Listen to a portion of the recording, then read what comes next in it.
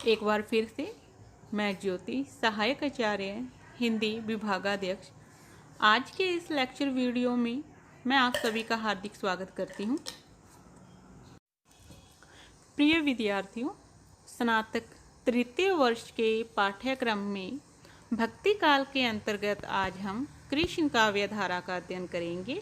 इससे पूर्व हमने भक्ति काल के अंतर्गत निर्गुण काव्य धारा में प्रेम मार्गी और ज्ञान मार्गी और सगुण काव्य धारा में हमने राम काव्य धारा का अध्ययन किया था। कृष्ण काव्य धारा के आज के इस लेक्चर वीडियो में हमारे अध्यापन के बिंदु रहेंगे कृष्ण काव्य धारा से अभिप्राय, कृष्ण के रूप, कृष्ण काव्य धारा की प्रवृत्तियां एवं कृष्ण काव्य धारा के संप्रदाय। भक्ति काल की सगुण काव्य धारा के अंतर्गत कृष्ण काव्य धारा या कृष्ण शाखा से तात्पर्य है कि जिन भक्त कवियों ने विष्णु के अवतार के रूप में कृष्ण की उपासना की, उन्हें अपने काव्य का आधार बनाया और उनके जीवन का लक्ष्य वे श्री कृष्ण थे, तो ऐसे वे भक्त कृष्ण मार्गी या कृष्णाश्रय शाखा के कवि कहलाए। कृष्ण काव्य धारा के प्रतिनिधि कवि सूरदास माने जाते हैं। श्री कृष्ण के रूप। भारतीय धर्म और संस्कृति के इतिहास में कृष्ण सदैव एक अद्भुत व विलक्षण व्यक्तित्व माने जाते रहे हैं।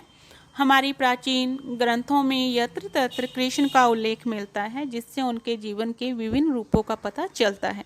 यदि वैदिक व संस्कृत साहित्य के आधार पर देखा जाए तो श्री कृष्ण के 3 रूप मिलते हैं: बाल या किशोर रूप, क्षत्रिय नृष, ऋषि व धर्मोपदेशक। श्री कृष्ण विभिन्न रूपों में लौकिक और अलौकिक लीलाएं दिखाने वाले अवतारी पुरुष हैं।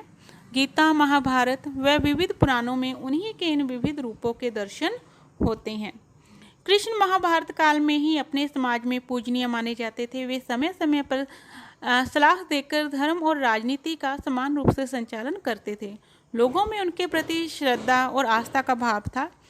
कृष्ण भक्ति काव्य धारा के कवियों ने अपनी कविताओं में राधा कृष्ण की लीलाओं को प्रमुख विषय बनाकर बृहद काव्य सृजन किया। कृष्ण काव्य धारा से संबंधित विभिन्न संप्रदायों का संक्षिप्त विवेचन इस प्रकार से है। विष्णु संप्रदाय। इस संप्रदाय के प्रवर्तक विष्णु गोस्वामी हैं। इसे रुद्र संप्रदाय भी कहा जाता है। यह शुद्धाद्वैतवादी है। निम्बार्क संप्रदाय। इस संप्रदाय के प्रवर्तक निम्बार्काचार्य हैं। इनका प्रमुख ग्रंथ वेदांत पारिजात सौरभ है। यह 10 श्लोकी द्वैताद्वैतवादी हैं। इस संप्रदाय में कृष्ण के वामांग में सुशोभित राधा के साथ कृष्ण की उपासना का विधान है। माधव संप्रदाय। इसके प्रवर्तक माधवाचार्य हैं। इन्होंने द्वैतवाद को प्रशस्त्य दिया। श्री संप्रदाय। इसके प्रवर्तक रामानुजाचार्य हैं। इनके ग्रंथ हैं वेदांत संग्रह, श्री भाष्य, गीता भाष्य। विशिष्टाद्वैत की स्थापना इनके द्वारा हुई। रामानंदी संप्रदाय। इस संप्रदाय के संस्थापक रामानंद हैं। इन्होंने विशिष्टाद्वैतवाद को मान्यता दी। वल्लभ संप्रदाय। इसके प्रवर्तक वल्लभाचार्य हैं। इन्होंने शुद्ध अद्वैतवाद को मान्यता दी। इन्होंने श्रीमद् भागवत की तत्वबोधिनी टीका लिखी। चैतन्य संप्रदाय। इसके प्रवर्तक चैतन्य महाप्रभु हैं। इसे गौड़ीय संप्रदाय भी कहा जाता है। इस संप्रदाय की द्वैताद्वैतवाद में आस्था है। इसमें ब्रह्म की शक्ति राधा की उपासना का विधान है और ब्रह्म के रूप में कृष्ण की शक्ति का विधान है। राधा बल्लभी संप्रदाय। इसके प्रवर्तक हित हरिवंश हैं। इनके ग्रंथ है राधा सुधा निधि, हित 84 पद। इस संप्रदाय में राधा ही प्रमुख है। हरिदासी या सखी संप्रदाय। इसके प्रवर्तक तानसेन के गुरु हरिदास हैं। इनके ग्रंथ है ललित प्रकाश, कैलीमाल, सिद्धांत के पद। इसमें निकुंज बिहारी कृष्ण सर्वोपरि है। सहज श्रृंगार रस में लीन होकर निकुंज लीला प्रायण कृष्ण की उपासना और नित्य विहार दर्शन ही सखी का काम्य है। कृष्ण काव्य धारा की प्रवृत्तियाँ। कृष्ण काव्य धारा के अंतर्गत राधा कृष्ण की लीलाओं का बड़ा ही मनमोहक चित्रण देखने को मिलता है। राधा कृष्ण की लीलाओं को कृष्ण भक्ति काव्य धारा के कवियों ने अपने काव्य का विषय बनाया है। यथा इसके अंतर्गत उन्होंने राधा कृष्ण की लीलाओं के साथ में कृष्ण और गोपियों की लीलाओं का भी चित्रण किया है। सूरदास जी ने राधा कृष्ण के अनेक प्रसंगों का चित्रण करके उन्हें एक सजीव व्यक्तित्व प्रदान किया। हिंदी कवियों ने कृष्ण के चरित्र को नाना रूप रंगों में प्रस्तुत किया है, जो काफ़ी लीलामयी एवं मधुर जान पड़ते हैं। वात्सल्य रस का चित्रण। कृष्ण काव्य धारा के अंतर्गत वात्सल्य रस का चित्रण प्रमुख रूप से मिलता है। वात्सल्य रस से अभिप्राय माता पिता का अपने संतान के प्रति स्नेह व प्रेम। इसके अंतर्गत कृष्ण काव्य धारा के कवियों ने कृष्ण के बाल रूप को पहले चित्रित किया है। यदि वात्सल्य रस का नाम ले तो सबसे पहले सूरदास का नाम आता है, जिन्हें आप इस विषय का विशेषज्ञ कह सकते हैं। उन्होंने कान्हा के बचपन की सूक्ष्म से सूक्ष्म गतिविधियां भी ऐसे चित्रित की हैं मानो वे स्वयं वहां उपस्थित हो।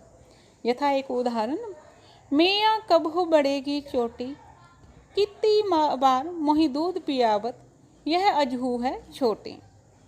सूर का वात्सल्य वर्णन केवल वर्णन मात्र नहीं है। जिन जिन स्थानों पर वात्सल्य भाव प्रकट हो सकता है, उन सब घटनाओं को आधार बनाकर काव्य रचना की गई है। माँ यशोदा अपने शिशु को पालने में सुला रही है और निंदिया से विनती करती है कि वह जल्द से जल्द उनके लाल की आंखों में आ जाए। यथा उदाहरण, यशोदा हरि पालने जुलावे, हलरावे दुलरावे मलरावे, जोई सोई कछु गावे।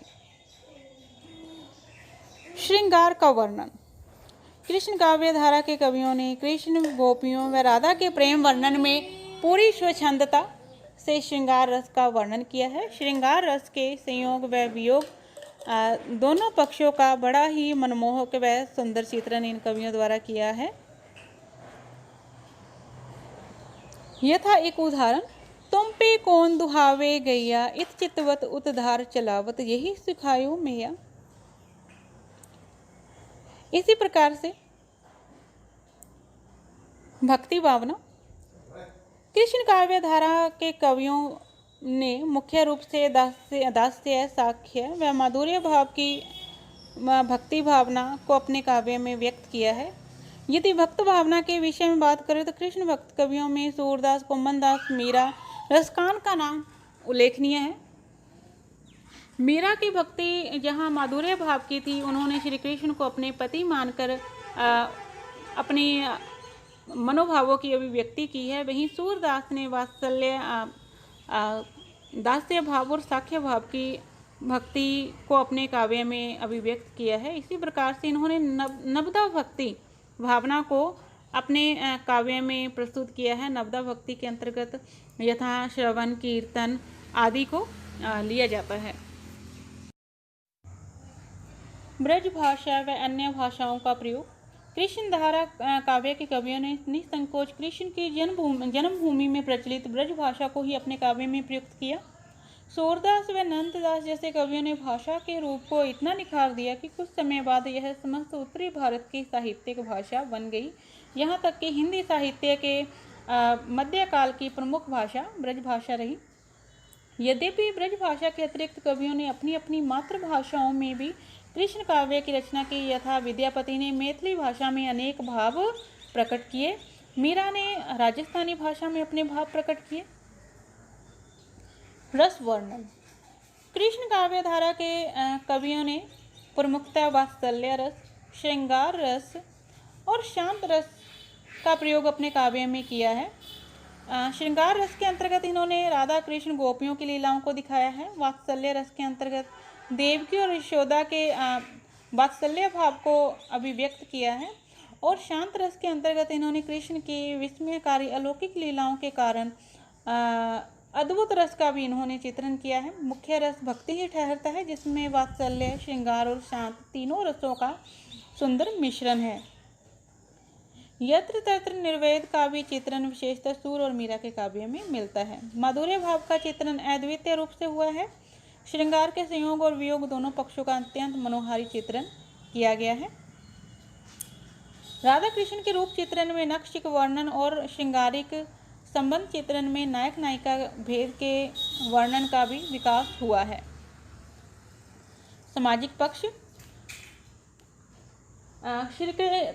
यद्यपि भगवान की लीलाओं का चित्रण कृष्ण काव्य धारा में अधिकतर हुआ है, लेकिन इसके साथ साथ लोक मंगल की भावना भी स्वतः समाविष्ट हो गई है। यथा उद्धव गोपी संवाद में उद्धव को लक्षित करके अलखवादी स्वाभिमानी निष्फल काया कष्ट को ही सर्वश्रेष्ठ साधन मानने वाले योगियों की अच्छी खबर ली गई है।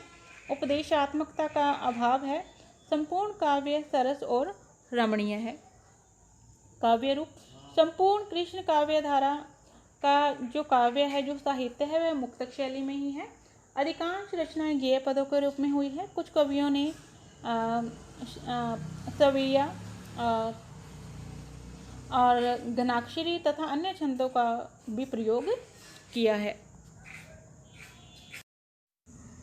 शैली, कृष्ण काव्य धारा में गेय शैली का प्रयोग हुआ है। गीति काव्य के सभी तत्व यथा भाव प्रवणता, आत्माभिव्यक्ति, संगीतात्मकता, संक्षिप्तता, भाषा की कोमलता आदि कृष्ण काव्य धारा के काव्य में मिलता है। छंद योजना के अंतर्गत गीति पद, चौपाई, सार और सरसी प्रमुखता है। दोहा, कवित, सवैया, छप्य, गीतिका, हरि गीतिका आदि छंदों का भी प्रयोग कृष्ण काव्य में हुआ है। प्रकृति चित्रण, भाव प्रधान काव्य होने के कारण इसमें प्रकृति चित्रण उद्दीपन रूप में अर्थात पृष्ठभूमि रूप में हुआ है। फिर भी प्रकृति के कोमल और कठोर, मनोरम और भयानक दोनों रूपों का समावेश है। जहाँ संसार का सौंदर्य इनकी आँखों से छूट नहीं सका, वही मानव हृदय के अमूर्त सौंदर्य चित्रण में कल्पना और भाव अपूर्व रूप से इन्होंने वर्णित किया है। संगीतात्मकता, कृष्ण काव्य गेय शैली में है। इसी के साथ में संगीतात्मकता इस काव्य की प्रमुख विशेषता है। संगीत की राग रागनियों का प्रयोग प्राय सभी कवियों ने किया है। आज भी संगीत के क्षेत्र में इन पदों का महत्व अमिट है।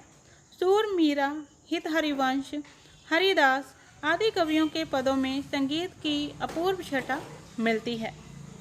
इस प्रकार से प्रिय विद्यार्थियों, आज हमने कृष्ण काव्य धारा के अंतर्गत कृष्ण काव्य से अभिप्राय, कृष्ण काव्य की प्रवृत्तियाँ और प्रमुख संप्रदायों का अध्ययन किया।